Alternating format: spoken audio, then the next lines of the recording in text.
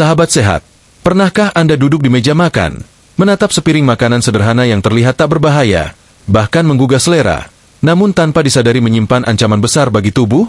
Di usia 60, 70, bahkan 80 tahun, ketika tubuh semakin bijak namun juga rentan, apa yang masuk ke dalam mulut bukan lagi sekadar soal kenyang, melainkan soal hidup dan mati. Coba bayangkan, setiap pagi Anda terbiasa menghangatkan makanan kemarin sore. Sosis goreng, sepotong roti manis dari warung dekat rumah, atau mungkin mie instan favorit karena mudah dan cepat. Semuanya terasa biasa saja, tapi di balik rasa gurih dan kemudahan itu, ada racun yang bekerja diam-diam, hari demi hari, tahun demi tahun. Bukan racun yang langsung membuat pingsan atau sakit kepala, tapi racun yang mempercepat rusaknya sel-sel sehat dalam tubuh, melemahkan sistem pertahanan, lalu membuka pintu lebar-lebar bagi penyakit mematikan, kanker. Kanker bukan penyakit tiba-tiba. Ia tumbuh dalam diam. Ia tidak mengetuk pintu tubuh, tapi menyusup lewat kebiasaan yang tampaknya tak berbahaya. Dan inilah yang paling menyakitkan. Banyak orang tua baru sadar saat semuanya sudah terlambat. Saat rasa sakit tak bisa lagi ditahan. Saat pengobatan sudah menyita seluruh tenaga, waktu, dan tabungan hidup. Padahal, jika saja tahu lebih awal, semua itu bisa dicegah. Usia tua memang bukan alasan untuk pasrah. Justru di usia inilah kita perlu lebih teliti, lebih peduli, lebih sayang pada tubuh yang telah menemani puluhan tahun. Kita tidak perlu takut makan, tidak perlu hidup dalam paranoia. Tapi kita harus tahu, mana makanan yang diam-diam menyakiti tubuh, dan mana yang benar-benar memberi kehidupan. Banyak orang bilang, hidup ini cuma sekali. Mau makan apa saja, terserah. Yang penting bahagia. Tapi benarkah kebahagiaan itu datang dari makanan enak yang membuat tubuh pelan-pelan rusak? Atau dari tubuh sehat yang masih kuat berjalan pagi, masih mampu tertawa bersama cucu, dan tidak tergantung obat setiap hari? Sahabat sehat, saatnya kita buka mata. Bukan untuk menakut-nakuti, tapi untuk membekali diri. Karena kenyataannya, kanker bukan hanya menimpa mereka yang muda atau sembarangan hidup. Bahkan yang rajin olahraga pun bisa kena. Apalagi kalau asupan makannya keliru. Apalagi jika setiap hari kita konsumsi makanan yang mengandung pengawet, pemanis buatan, minyak bekas, atau zat-zat yang secara ilmiah terbukti berisiko tinggi menyebabkan kanker. Dan sayangnya, jenis makanan seperti itu sering sekali ada di piring kita. Baik karena murah, karena praktis, atau karena sudah jadi kebiasaan sejak lama. Tapi kabar baiknya, kebiasaan bisa diubah. Bahkan di usia 70 tahun sekalipun, tubuh masih punya kemampuan untuk pulih, selama kita memberinya kesempatan. Selama kita tahu apa yang harus dihindari. Dalam narasi ini, kita akan bahas 5 makanan yang perlu diwaspadai. Bukan hanya karena mereka berisiko, tapi karena mereka adalah penyumbang kanker tertinggi di usia lanjut. Kita akan ungkap satu persatu, lengkap dengan alasannya secara ilmiah, dan, yang paling penting, bagaimana menggantinya dengan pilihan yang lebih sehat tanpa mengorbankan rasa atau kebiasaan makan. Jadi, tenangkan diri sejenak. Mari kita mulai perjalanan ini bukan dengan rasa takut, tapi dengan semangat baru. Karena Anda berhak untuk tetap sehat, tetap kuat, dan tetap hidup dengan kualitas terbaik. Sekarang, mari kita lihat lebih dalam. Apa sebenarnya makanan pertama yang terlihat biasa, tapi bisa jadi pintu masuk bagi kanker di usia senja? Setelah kita menyadari pentingnya memperhatikan apa yang kita makan, mari kita mulai dari satu jenis makanan yang paling sering muncul di meja makan, namun ternyata menyimpan bahaya besar. Ini bukan makanan mahal, bukan juga makanan langka. Justru sebaliknya, terlalu umum, terlalu dekat, dan karena itu sering tidak kita curigai. Daging olahan. Ya, mulai dari sosis, kornet, daging asap, hingga nugget, semuanya termasuk dalam kelompok makanan yang secara ilmiah terbukti berisiko tinggi menyebabkan kanker, terutama kanker usus besar. Kenapa bisa begitu? Daging olahan dibuat melalui proses pengawetan, pengasapan, penggaraman, dan penambahan zat kimia agar lebih tahan lama dan punya rasa gurih yang khas. Salah satu zat yang paling sering digunakan adalah natrium nitrit dan nitrat. Zat ini berfungsi menjaga warna merah cerah pada daging dan mencegah pertumbuhan bakteri. Tapi begitu masuk ke tubuh dan bertemu dengan asam lambung, zat ini bisa berubah menjadi senyawa nitrosamin, yang dikenal sebagai karsinogen, atau zat pemicu kanker. Organisasi Kesehatan Dunia, WHO, pada tahun 2015 sudah memasukkan daging olahan ke dalam kelompok 1 karsinogen, artinya risikonya setara dengan rokok dan asbes dalam hal penyebab kanker. Ini bukan sekadar peringatan ringan. Ini adalah pernyataan serius berdasarkan ratusan studi yang melibatkan ribuan orang di berbagai negara. Setiap 50 gram daging olahan yang dikonsumsi setiap hari, itu setara dengan satu sosis sedang, meningkatkan risiko kanker usus besar hingga 18%. Bayangkan, jika seseorang makan 2 sosis per hari, atau rutin sarapan dengan kornet dan makan siang dengan nugget, dalam waktu bertahun-tahun, risiko itu terus menumpuk. Dan di usia 60, 70, atau 80 tahun, tubuh kita tidak lagi sekuat dulu. Proses regenerasi sel melambat, sistem kekebalan tubuh tidak seefisien masa muda, dan kemampuan tubuh untuk menetralisir racun berkurang. Artinya, sel-sel tubuh lebih rentan terhadap kerusakan akibat zat berbahaya dari makanan. Kerusakan ini, kalau terus dibiarkan, bisa berkembang menjadi sel kanker. Maka jangan heran kalau ada lansia yang dulunya terlihat sehat, tiba-tiba divonis kanker usus atau kanker lambung, padahal selama ini hanya makan makanan biasa, seperti kornet atau nugget. Masalahnya, daging olahan sangat praktis. Tinggal goreng sebentar, sudah siap dimakan. Rasanya enak, cocok untuk lauk, dan harganya terjangkau. Bahkan di banyak rumah lansia, makanan ini jadi stok wajib di kulkas. Tapi justru karena praktis dan murah itulah bahaya tersembunyi terus masuk ke tubuh tanpa disadari. Lalu, apakah harus berhenti makan daging sama sekali? Tentu tidak. Yang perlu dilakukan adalah mengganti sumber daging olahan dengan protein yang lebih aman. Misalnya, ayam segar yang dimasak sendiri tanpa pengawet, tahu atau tempe yang dikukus, atau ikan yang direbus. Bahkan daging merah seperti sapi tetap bisa dikonsumsi sesekali, asal bukan dalam bentuk olahan dan tidak dibakar sampai gosong. Kuncinya bukan menghindari semuanya secara ekstrim, tapi memilih dengan bijak dan tahu apa yang sebenarnya kita makan. Bayangkan tubuh Anda seperti rumah tua yang sudah berumur puluhan tahun. Setiap hari, Anda bisa memilih untuk merawat rumah itu dengan bahan bangunan berkualitas, atau malah menambah kerusakan sedikit demi sedikit. Daging olahan, dalam analogi ini, adalah rayap yang perlahan tapi pasti menggerogoti fondasi. Ia tidak terlihat, tidak terasa dalam waktu dekat, tapi efeknya menghancurkan dalam jangka panjang. Sahabat sehat, inilah saatnya kita ubah isi piring. Bukan untuk menyiksa diri, tapi untuk menjaga kehidupan tetap berkualitas. Karena makanan bukan hanya tentang rasa, tapi tentang masa depan. Dan masa depan yang sehat dimulai dari keputusan hari ini. Kita lanjut dengan makanan kedua yang juga sering dianggap sepele, tapi diam-diam mempercepat datangnya kanker, makanan tinggi gula tambahan. Sahabat sehat, setelah kita bahas tentang daging olahan yang kelihatannya praktis tapi penuh jebakan, sekarang kita beralih ke sesuatu yang jauh lebih sering kita temui dalam keseharian, dan bahkan lebih berbahaya karena rasanya yang begitu manis. Ya, gula tambahan. Gula ini bukan sekadar pemanis biasa yang kita aduk ke dalam teh, tapi tersembunyi di dalam banyak makanan dan minuman yang sering dikira aman untuk lansia. Kue kemasan, minuman botolan, sirup, biskuit manis, bahkan yogurt buah yang terlihat sehat sekalipun, semua menyimpan gula tambahan yang tinggi. Masalahnya bukan hanya di kadar gulanya yang tinggi, tapi juga bagaimana tubuh kita di usia lanjut memprosesnya. Gula tambahan bukanlah gula alami dari buah segar. Ini adalah bentuk gula olahan yang cepat menaikkan kadar glukosa dalam darah, memicu reaksi insulin, dan menyebabkan lonjakan energi sesaat yang diikuti dengan kelelahan mendadak. Dan ketika konsumsi ini berlangsung terus-menerus, maka yang terjadi adalah peradangan kronis di dalam tubuh. Peradangan kronis inilah yang jadi akar banyak penyakit mematikan, termasuk kanker.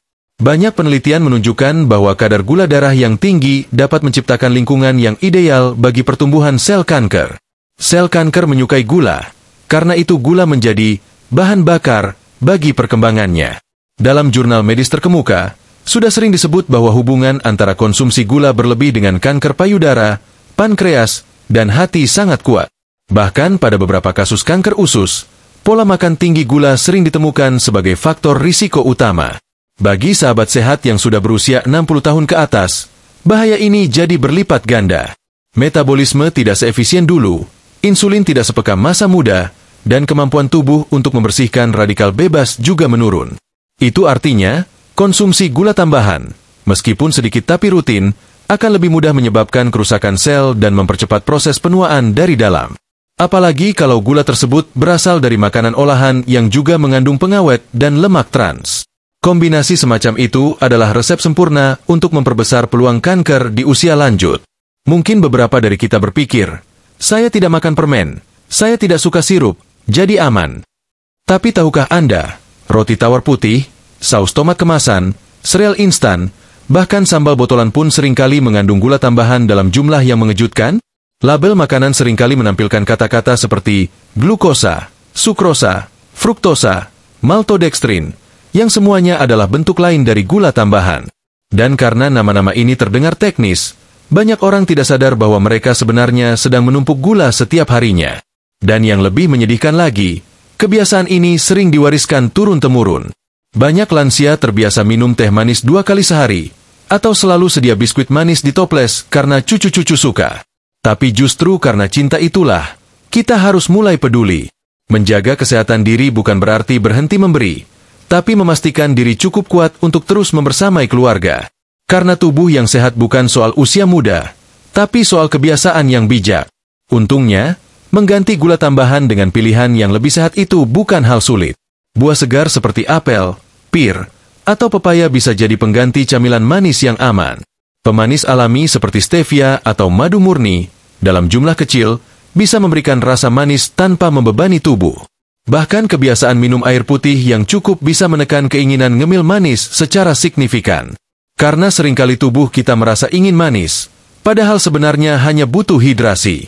Sahabat sehat, mari kita jangan mudah tergoda oleh rasa manis yang sesaat. Karena yang kita kejar bukan kenikmatan 5 menit, tapi kesehatan jangka panjang. Gula memang membuat lidah senang, tapi tubuh menderita dalam diam. Saatnya bijak memilih. Kalau sebelumnya kita sudah bicara soal daging olahan, dan sekarang tentang gula tambahan, maka langkah berikutnya adalah melihat bahaya yang lebih tersembunyi lagi, makanan yang dibakar atau digoreng hingga gosong. Mungkin kelihatannya enak dan harum, tapi di balik aromanya yang menggoda, ada ancaman besar yang tak boleh diabaikan. Setelah kita bicara soal gula tambahan yang tampaknya sepele tapi diam-diam mempercepat kerusakan sel, sekarang kita perlu menyoroti satu jenis makanan yang sangat akrab di lidah kita, terutama dalam budaya kuliner Indonesia, makanan yang dibakar. Aroma sate yang mengepul di arang, ikan bakar yang menghitam di bagian kulitnya, atau ayam bakar yang gurih di luar tapi lembut di dalam, semuanya tampak menggoda.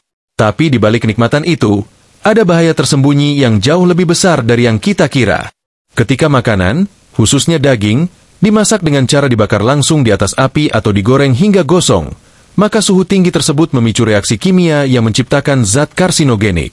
2 zat yang paling berbahaya adalah heterocyklic amines, HCA, dan polycyclic aromatic hydrocarbons, PAH. HCA terbentuk ketika protein dari daging berinteraksi dengan panas ekstrim. Sementara PAH muncul dari asap arang atau lemak yang menetes ke bara api dan kemudian menempel kembali ke makanan. Kedua zat ini telah lama dikaitkan dengan peningkatan risiko berbagai jenis kanker, termasuk kanker lambung, pankreas, dan usus besar.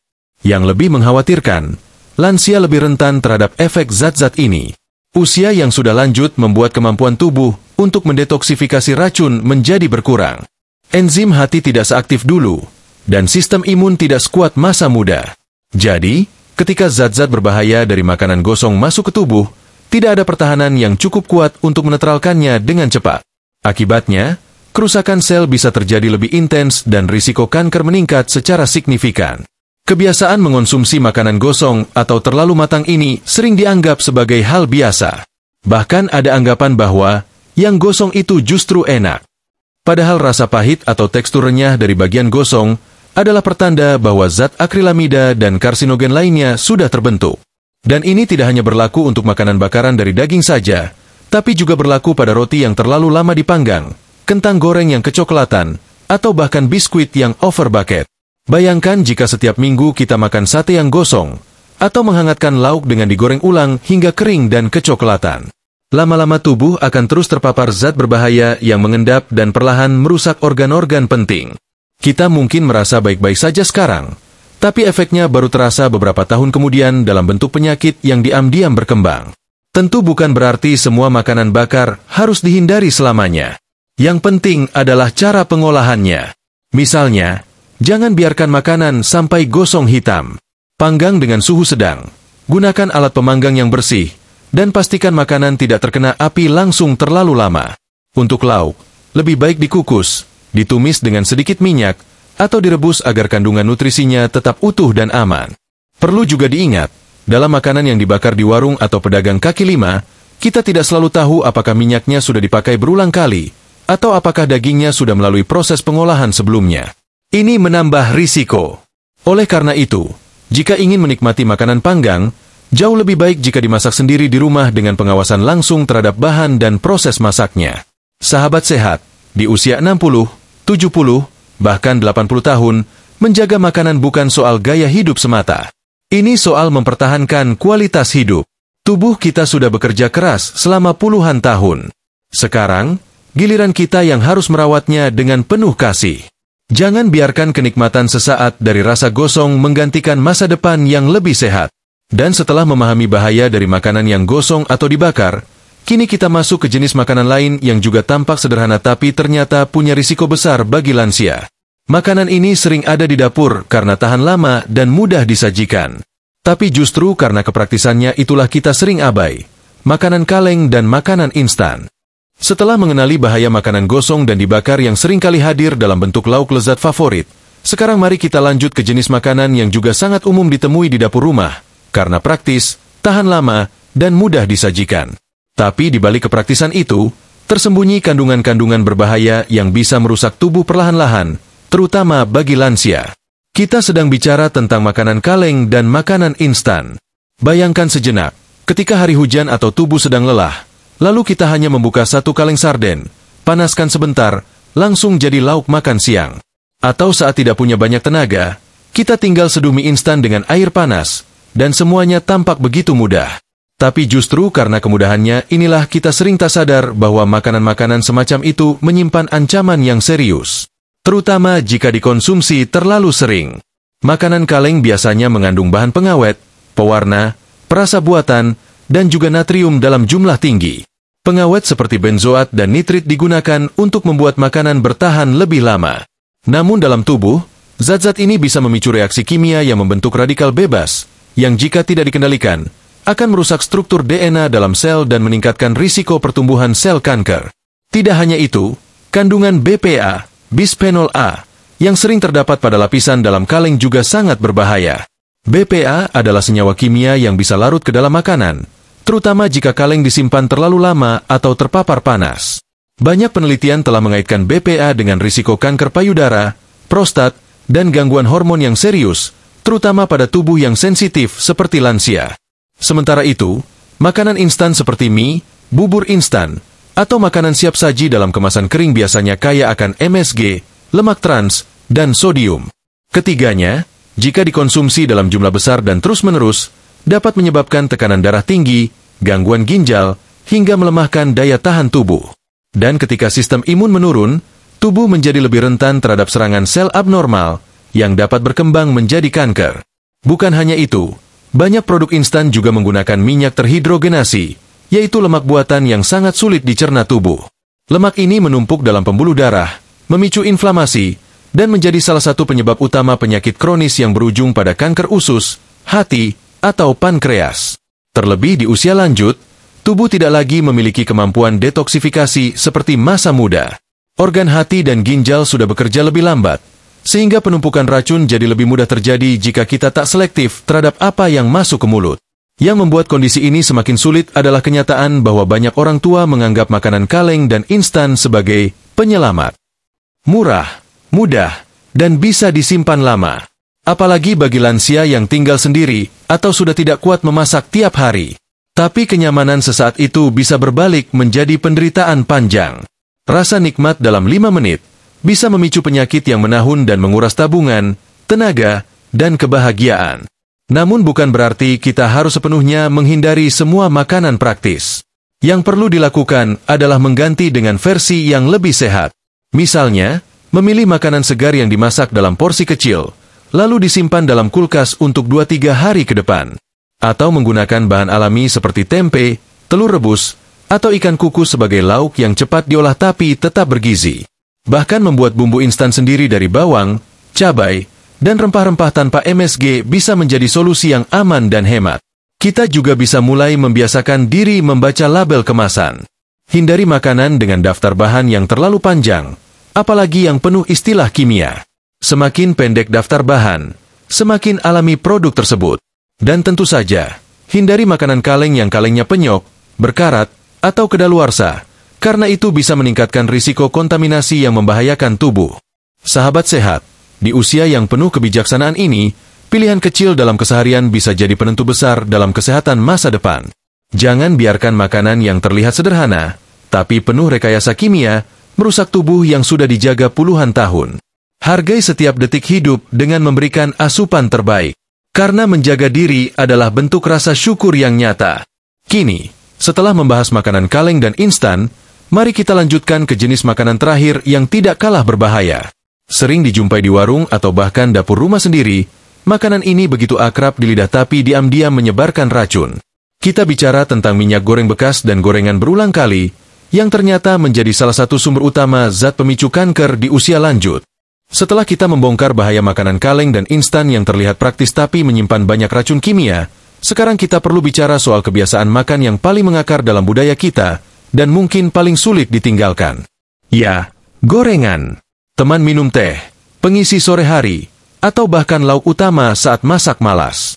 Tapi di balik kerenyahan yang menggoda itu, tersembunyi racun yang lebih ganas dari yang kita kira. Terutama jika minyak yang digunakan adalah minyak goreng bekas yang dipakai berulang kali.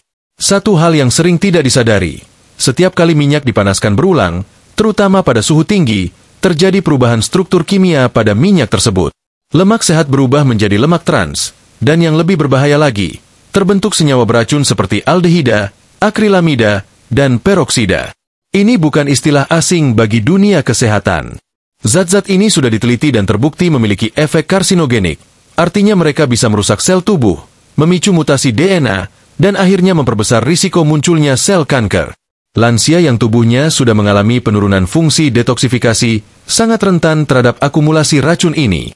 Ketika gorengan masuk ke tubuh, sistem pencernaan harus bekerja lebih keras untuk mengolah lemak rusak tersebut.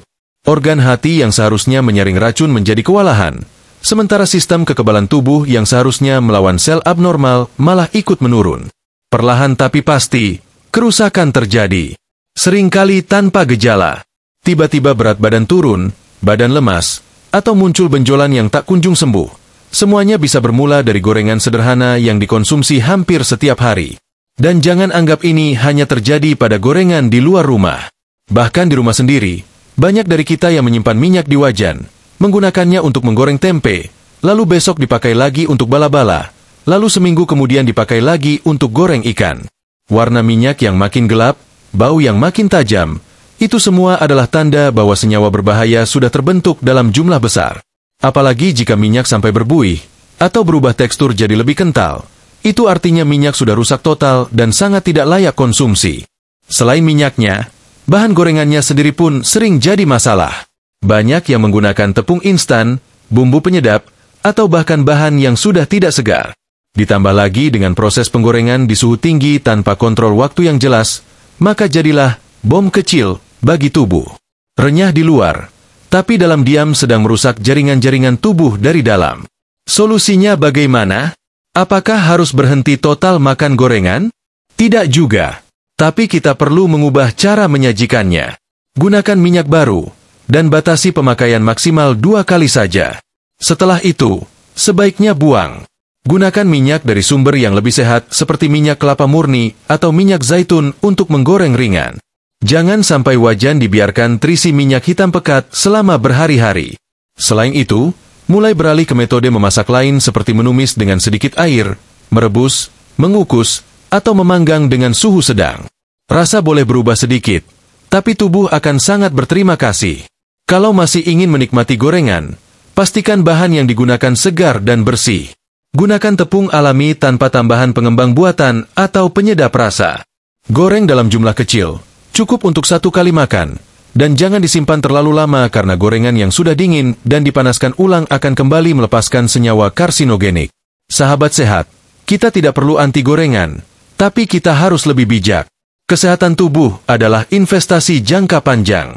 Jangan biarkan kebiasaan yang tampaknya sepele menjadi penyebab utama penyakit yang bisa dicegah. Kenikmatan sesaat dari garingnya gorengan tidak sebanding dengan penderitaan berbulan-bulan akibat kanker. Tubuh kita sudah menemani kita sepanjang hidup. Sekarang giliran kita memberikan yang terbaik untuk tubuh ini. Setelah membahas 5 jenis makanan yang perlu dihindari karena berpotensi memicu kanker, dari daging olahan, gula tambahan, makanan gosong, makanan kaleng, hingga minyak bekas, pertanyaannya sekarang adalah, bagaimana kita bisa memulai langkah kecil yang konkret dari semua informasi ini? Mari kita tutup narasi ini dengan ajakan yang sederhana, tapi berdampak besar untuk hidup lebih panjang dan lebih sehat. Sahabat sehat, setelah kita menjelajahi satu persatu jenis makanan yang tampaknya biasa tapi ternyata menyimpan potensi besar untuk memicu kanker, dari daging olahan yang penuh bahan kimia, gula tambahan yang mempercepat peradangan, makanan gosong yang menumpuk zat karsinogenik, makanan instan yang syarat pengawet, hingga minyak bekas dalam gorengan yang merusak sel tubuh, maka kini saatnya kita berhenti sejenak, menarik napas dalam-dalam, merenung, lalu bertanya ke dalam diri, apakah saya siap untuk berubah sebelum semuanya terlambat? Perubahan tidak selalu butuh langkah besar. Tidak harus langsung membuang semua isi dapur atau berhenti makan enak. Perubahan sejati justru dimulai dari kesadaran kecil yang tumbuh pelan-pelan tapi konsisten.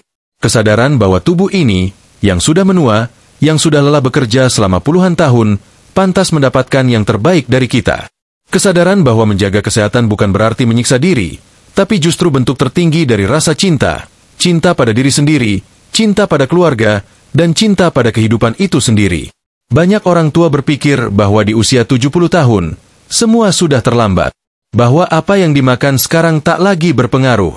Tapi sains membuktikan hal sebaliknya. Tubuh manusia punya kemampuan luar biasa untuk memperbaiki dirinya sendiri, asalkan diberi kesempatan.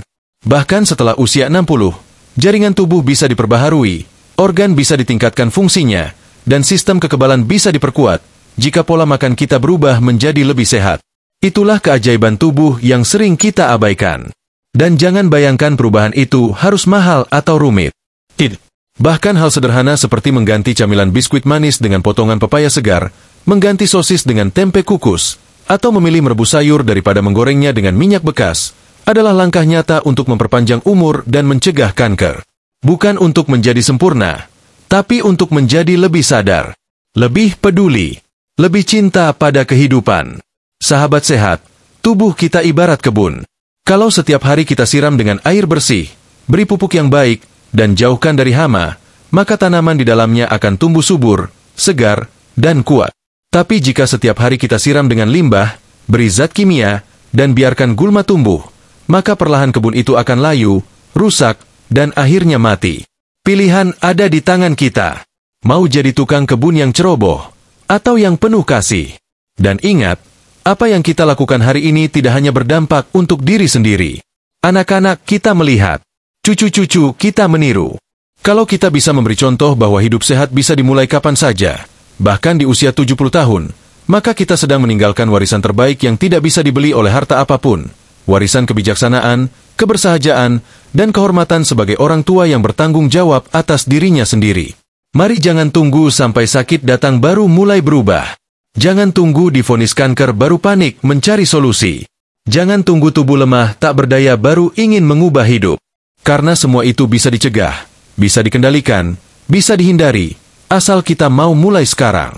Dari hal kecil, dari isi piring, dari cara masak, dari apa yang kita pilih untuk masuk ke dalam tubuh setiap hari. Sahabat sehat, Anda punya kuasa penuh atas kesehatan Anda. Jangan serahkan itu pada kebiasaan lama yang merugikan. Jangan serahkan itu pada iklan makanan yang menipu. Jangan serahkan itu pada kenyamanan semu yang akhirnya menyakiti. Ambil alih kendali. Dan lakukan perubahan. Bukan karena takut mati, tapi karena ingin hidup lebih lama. Dengan kualitas yang terbaik, dengan tawa yang jernih, dan dengan tubuh yang masih kuat memeluk orang-orang tercinta. Karena pada akhirnya, hidup sehat bukan tujuan. Ia adalah perjalanan. Dan setiap langkah yang Anda ambil hari ini, sekecil apapun, adalah bagian dari perjalanan mulia itu. Teruslah berjalan. Karena di ujungnya, ada kebahagiaan yang jauh lebih manis dari rasa gula, lebih gurih dari daging olahan, dan lebih memuaskan dari gorengan paling renyah sekalipun. Hidup yang bebas dari penyakit, dan hati yang tenang karena telah merawat anugerah Tuhan dengan sebaik-baiknya.